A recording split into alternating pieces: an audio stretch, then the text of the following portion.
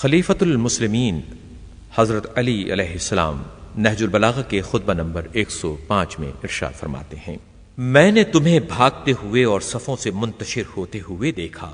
جبکہ تمہیں چند کھرے قسم کے اوباشوں اور شام کے بدوؤں نے اپنے گھیرے میں لے لیا تھا، حالانکہ تم عرب کے جواں مرد شرف کے راس و رئیس قوم میں اونچی ناک والے اور چوٹی کی بلندی والے ہو۔ میرے سینے سے نکلنے والی کرہانے کی آوازیں اسی وقت دب سکتی ہیں کہ جب میں دیکھ لوں کہ آخر کار جس طرح انہوں نے تمہیں گھیر رکھا ہے تم نے بھی انہیں اپنے نرغے میں لے لیا ہو، اور جس طرح انہوں نے تمہارے قدم اکھیڑ دیے ہیں اسی طرح تم نے بھی ان کے قدم ان کی جگہوں سے اکھیڑ ڈالے ہوں، تیروں کی بوچھاڑ سے انہیں قتل کرتے ہوئے اور نیزوں کے ایسے ہاتھ چلاتے ہوئے کہ جس سے ان کی پہلی صفیں دوسری صفوں پر چڑھی جاتی ہوں، جیسے ہکائے ہوئے پیاسے اونٹ کے جنہیں ان کے تالابوں سے دور پھینک دیا گیا ہو اور ان کے گھاٹوں سے علیحدہ کر دیا گیا ہو۔